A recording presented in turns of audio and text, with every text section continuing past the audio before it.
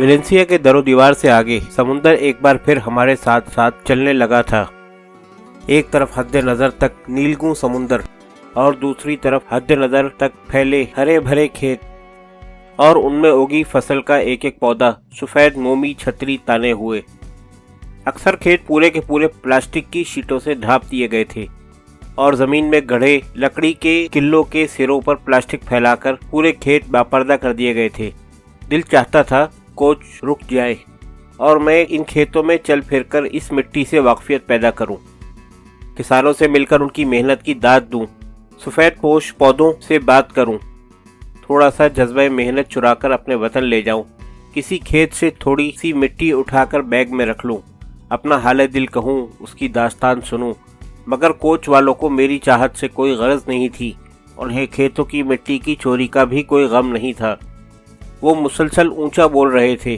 سمندر کی نیلگوں مہر بلب سطح ان کے لیے نئی نہیں تھی، اس سطح پر سینکڑوں میل تک پھیلا گرتا پڑتا حسن بھی ان کا جانا پہچانا تھا۔ میں کھیتوں کو دیکھتا اور فوراً گردن سمندر کی طرف موڑ لیتا۔ سڑک دونوں کے درمیان سے مچلتی ہوئی جا رہی تھی۔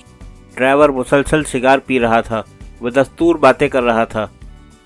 تیز نقوش اور تنگ لباس والی خاتون بھی اس سے زبانی مقابلہ ہار گئی تھی اور کوچ کے اندرونی سسٹم پر گونجتے نغمے کے ساتھ تالیاں پیٹنے میں مصروف ہو گئی تھی۔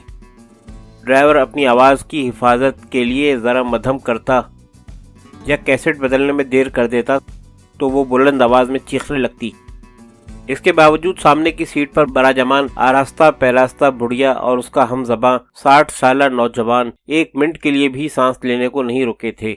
گانے کی بلندی، ڈرائیور کی تقریر اور تالیوں کا شور کچھ بھی انہیں مروب نہیں کر سکا تھا۔ بحیرہ روم کے ہمسایہ القنت شہر کو ایک منفرد اعزاز حاصل ہے۔ اس کے گرجا گھر میں وہ رومال محفوظ ہے جس سے گرجا والوں کے بقول ان کے مقدس باپ کے آنسو پوچھے گئے تھے۔ وہ کہتے ہیں کہ یسوع مسیح پھانسی دیکھ کر رونے لگے تھے اور اس رومال سے ان کے آنسو صاف کیے گئے تھے، انہیں پھانسی چڑھا دیا گیا تھا اور رومال اہل گرجا کے ہاتھ لگ گیا تھا۔ اپنا اپنا عقیدہ ہے، پیغمبر حق بھی ہو اور پھانسی دیکھ کر روئے، یہ پیغمبر حق کی شان کے خلاف ہے، پھر اس صورت میں کہ جب وہ اپنے باپ کے پاس جا رہا ہو۔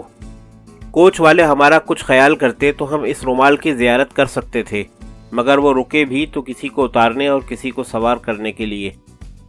القنت سے نکل کر سڑک سمندر سے علیحدہ ہو گئی، طویل ساتھ ایک چھوٹے سے موڑ پر چھوٹ گیا۔ شاہراہوں کے موڑ بھی زندگی کے موڑوں کی مانند ہوتے ہیں۔ کوچ نے نیلے سمندر کو پیٹھ دکھائی تو ہم سفر بھی کھڑکیوں سے باہر جھانکنے لگے۔ سیاہ بادل بہت نیچے جھک آئے تھے، ہری بھری کھیتوں پر ہلکی ہلکی پھوار پڑنے لگی تھی۔ سڑک کے دونوں طرف چھوٹے چھوٹے گاؤں مخالف سمت میں دوڑے جا رہے تھے، اپنے باسیوں سمیت۔ ڈرائیور نے قہقہہ لگایا اور کوئی اعلان فرمایا۔ اس کے فرمودات کی طرح اس کا اعلان بھی پلے نہ پڑا، مگر مسافروں کی تیاریوں سے اندازہ ہوا کہ کوئی کیفے قریب ہے۔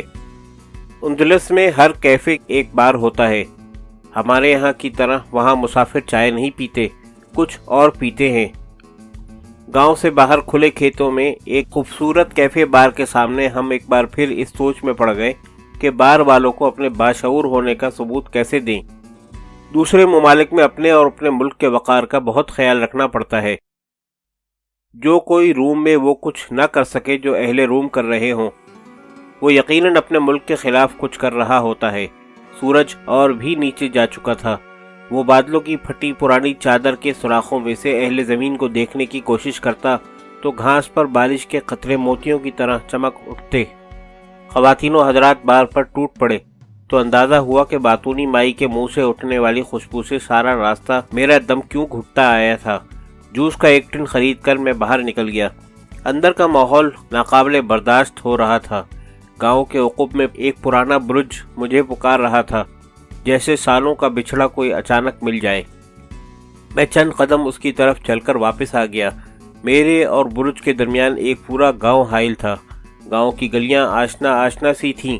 کوچ والوں کو میری نیت پر شبہ گزرا یا انہوں نے برج کی پکار سن لی تھی۔ بار سے نکلتے ہی سب نے ہم دونوں پر ہنسنا شروع کر دیا۔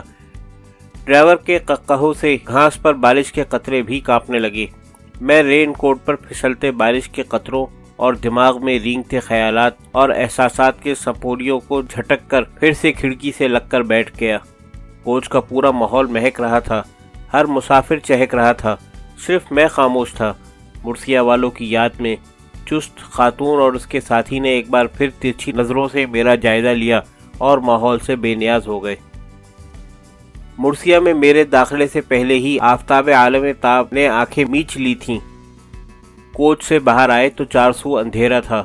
مرثیہ جو روشنیوں کے سیلاب میں بہہ گیا تھا، جس کی روشنیاں علم کے نور سے منور تھیں۔ لوگ ہزاروں میل سے چل چل کر اس کے بحرے علم سے اپنی اپنی چونچ تر کرنے آیا کرتے تھے۔ اس کے گلی گلی اور محلے محلے میں علمی محفلیں ہوتی تھیں، رموز کائنات پر بحث ہوتی تھی۔ اسی بحث میں اس کے عالم رموز مملکت سے غافل ہو گئے تھے۔ ہم سفر اپنا اپنا سامان اٹھا کر مختلف دروازوں سے کوچ اسٹیشن سے باہر نکل گئے۔ میرے لیے سب دروازے ایک ہی طرف کو کھلتے تھے، ماضی کی طرف۔ ریسٹ روم سے ڈرائیوروں کی ری یونین کے قہقہے بلند ہو رہے تھے۔ کیا اس ریسٹ روم کا کوئی بھی دریچہ ماضی میں نہیں کھلتا؟ میں نے بیگ کندھے سے لٹکایا اور ایک دروازے کی طرف چل دیا۔ کسی رکشہ یا ٹیکسی والے نے آگے بڑھ کر مجھ سے سب کچھ چھیننے کی کوشش نہیں کی۔ وہاں کوئی تھا ہی نہیں۔ ہاتھا پائی کون کرتا؟ کمرہ معلومات کی کھڑکی بند تھی۔ عملہ اپنے گھروں کو جا چکا تھا۔ جو نہیں گیا تھا وہ بھی تیار بیٹھا تھا۔ قرطبہ کے بورڈ سے آگے تو خستہ حال بوڑھے اندلسی نے میرے کچھ پوچھنے سے پہلے ہی فرما دیا تھا، منیانا۔ معلوم ہوتا تھا وہ مجھے یہی بتانے کے لیے بیزار بیٹھا تھا۔ پھر اس نے کھڑکی بند کی اور دوسرے دروازے سے باہر نکل گیا تھا۔ منیانا کا مطلب کیا ہے؟ خوش آمدید۔ اب کیوں آئے ہو؟ پہلا سلوک بھول گئے؟ ٹکٹ بیچنے کا وقت ختم ہو چکا ہے۔ تم تو مور معلوم ہوتے ہو یا کچھ اور؟ کس سے پوچھوں؟ سوچتا ہوا ایک تنگ گلی میں جا نکلا۔